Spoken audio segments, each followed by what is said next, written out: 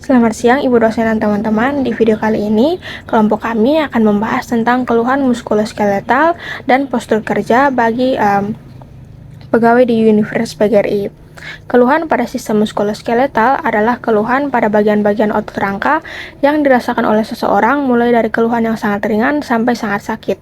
Apabila otot menerima beban statis secara berulang dan dalam waktu yang lama, akan dapat menyebabkan keluhan berupa kerusakan pada sendi, ligamen, atau tendon. Keluhan hingga kerusakan inilah yang biasanya diistilahkan dengan keluhan musculoskeletal disorder atau MSDS. Dalam melakukan pengukuran keluhan muskuloskeletal dan postur kerja pegawai di Universitas PGRI, kami menggunakan metode Nordic Body Map untuk mengidentifikasi atau mengetahui keluhan sakit otot skeletal pada bagian tubuh tertentu, serta Rapid Upper Limb Assessment atau RULA dan Rapid Entire Body Assessment atau REBA dengan bantuan software Angulos untuk menganalisa bagian tubuh dari postur kerja yang mengakibatkan terjadinya risiko musculoskeletal disorder atau MSDS. Metode Nordic Body Map sendiri merupakan metode yang digunakan untuk menilai tingkat keparahan atau severity atas terjadinya gangguan atau cedera pada otot-otot skeletal. Nah, metode ini merupakan metode penilaian yang sangat subjektif, di mana keberhasilan aplikasi metode ini sangat tergantung dari kondisi dan situasi yang dialami pekerja pada saat dilakukannya penilaian, dan juga tergantung dengan keahlian dan pengalaman observer yang bersangkutan. Kategori atau total score yang dijadikan acuan dalam penentuan kategori tingkat risiko yang ditujukan yaitu yang pertama dengan range skor 28 sampai 49 itu tingkat risikonya rendah dan keterangan belum memerlukan perbaikan. Kemudian 50 sampai 70 dengan tingkat risiko sedang, di mana mungkin memerlukan perbaikan di kemudian hari. Lalu dengan skor 71 sampai 91 di sini memiliki tingkat skor yang tinggi dan memerlukan sebuah tindakan atau usaha segera. Lalu yang terakhir yaitu 92 sampai 112, di mana tingkat resikonya sangat tinggi dan memerlukan sebuah tindakan atau usaha menyeluruh secepat mungkin. Lalu ada metode RULA atau Rapid Upper Limb Assessment, di mana RULA digunakan untuk memberikan perhitungan terhadap level beban MSDS pada manusia. Penilaian RULA dilakukan dengan pada postur, di mana postur tubuh yang diamati pada analisis RULA dipecah menjadi dua grup, yaitu grup A dengan lengan bawah, lengan atas, pergelangan tangan dan putaran pergelangan tangan, dan grup B di mana ada leher, tubuh atau badan, dan kaki. Analisis RULA dilakukan untuk mengetahui dan mengurangi risiko postur kerja yang tidak baik, sehingga kesehatan pekerja terganggu karena postur yang menyebabkan musculoskeletal disorder. Kemudian ada metode Rapid Entire Body Assessment atau REBA, di mana merupakan suatu alat analisis postural yang sangat sensitif terhadap pekerjaan yang melibatkan perubahan mendadak dalam posisi, biasanya sebagai akibat dari penanganan kontainer yang tidak stabil atau tidak terduga.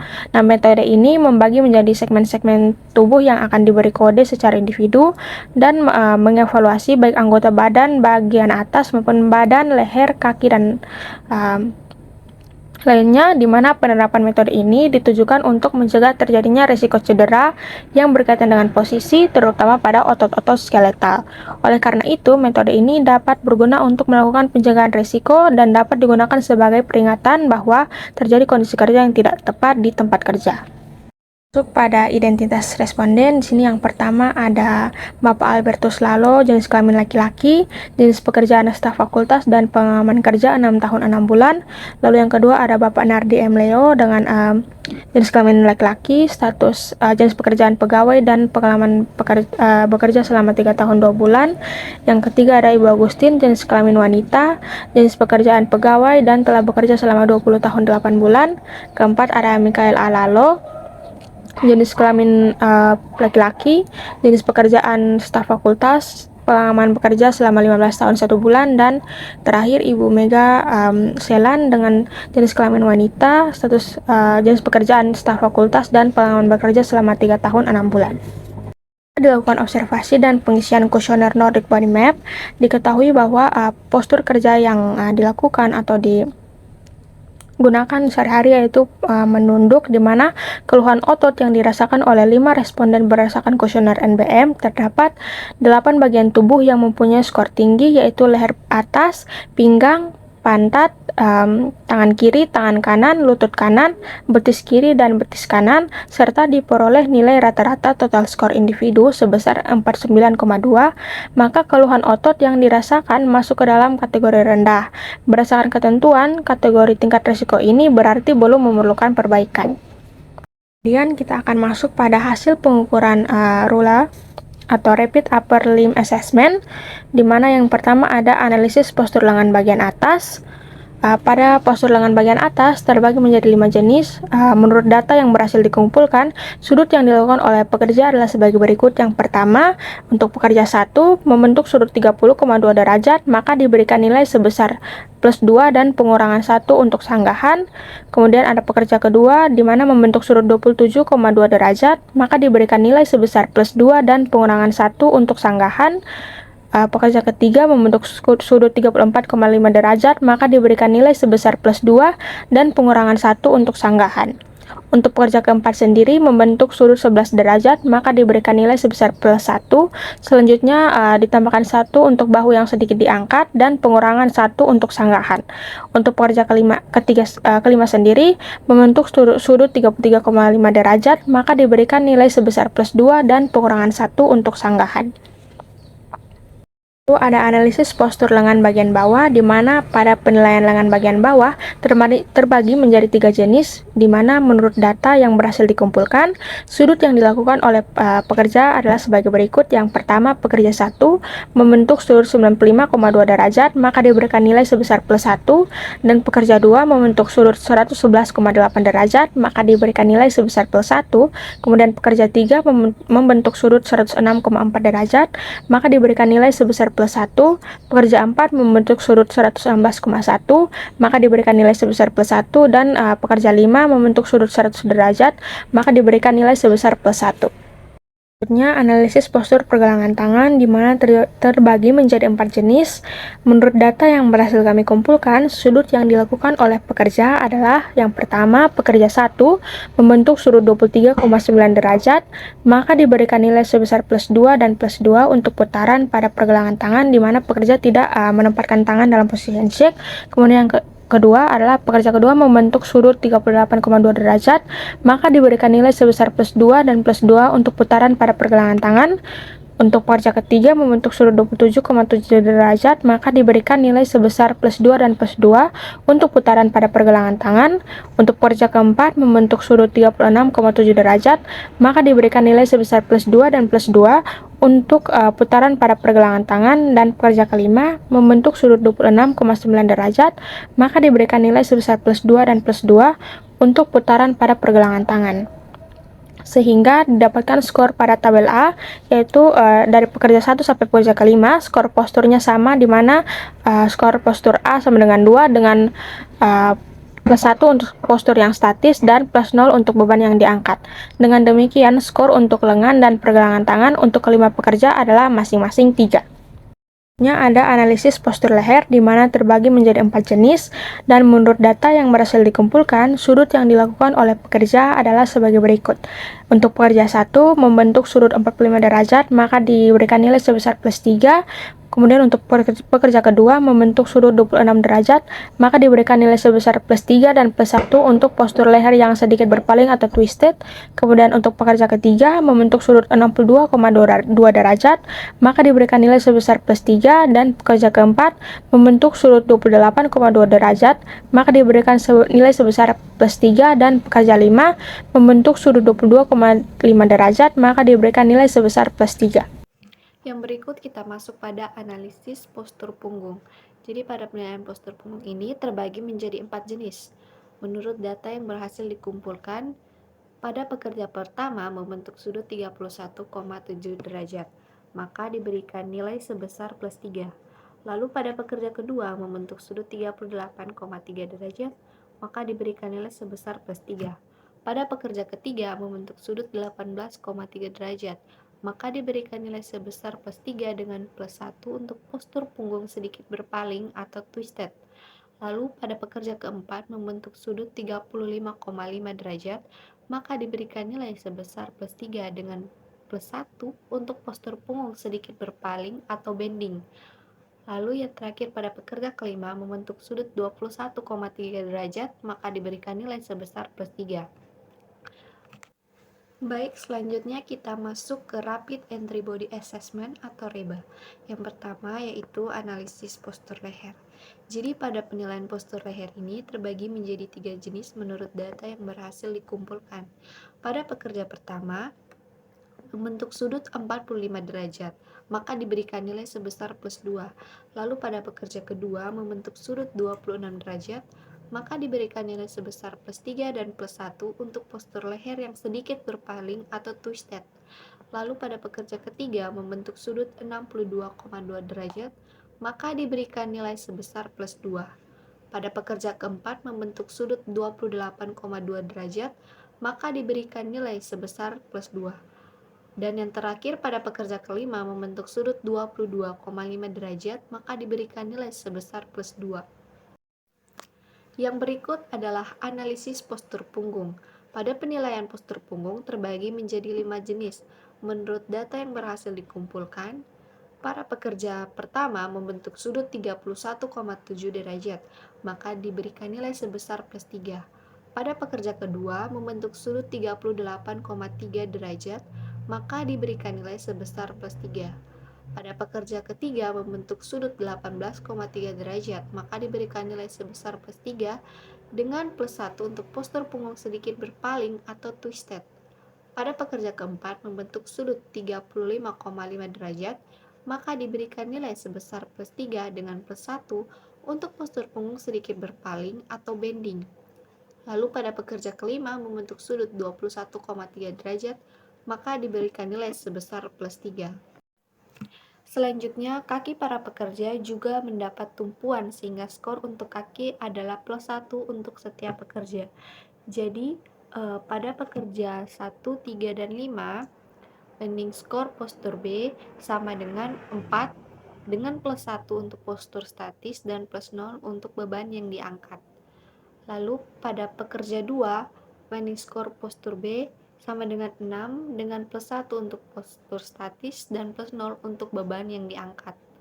Lalu pada pekerja keempat, banding skor postur B sama dengan 5 dengan plus 1 untuk postur statis dan plus 0 untuk beban yang diangkat. Dengan demikian, skor leher, punggung, dan kaki pada untuk masing-masing pekerja yaitu pekerja 1, 3, dan 5 yaitu 5, lalu pekerja 2 yaitu 7, dan pekerja 4 yaitu 6. Selanjutnya, hasil skor lengan dengan pergelangan dengan hasil skor leher, punggung, dan kaki yang dimasukkan dalam tabel C akan menentukan skor akhir untuk pengukuran Rapid Upper Limb Assessment atau RULA. Jadi pada pekerja 1, 3, dan 5 dikategorikan sebagai postur kerja yang memerlukan investigasi atau penanganan lebih lanjut dan perubahan mungkin yang dibutuhkan. Lalu pada pekerja 2 dengan total skor 7 dikategorikan sebagai postur kerja yang harus diinvestigasi atau diberikan penanganan dan perubahan postur kerja. Lalu yang terakhir pada pekerja keempat dengan total skor sama dengan 5 dikategorikan sebagai postur kerja yang diinvestigasi atau membutuhkan penanganan lebih lanjut dan perubahan yang dibutuhkan segera. Yang berikut yaitu analisis postur lengan bagian atas. Jadi pada penilaian postur lengan bagian atas ini terbagi menjadi 5 jenis. Pada pekerja pertama membentuk sudut 30,2 derajat, maka diberikan nilai sebesar plus 2 dan pengurangan minus 1 untuk sanggahan.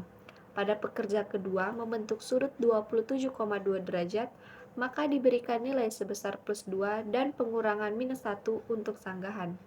Pada pekerja ketiga membentuk sudut 34,5 derajat, maka diberikan nilai sebesar plus 2 dan pengurangan minus 1 untuk sanggahan. Pada pekerja keempat membentuk sudut 11 derajat, maka diberikan nilai sebesar plus 1, selanjutnya plus 1 untuk bahu yang diangkat dan pengurangan minus 1 untuk sanggahan.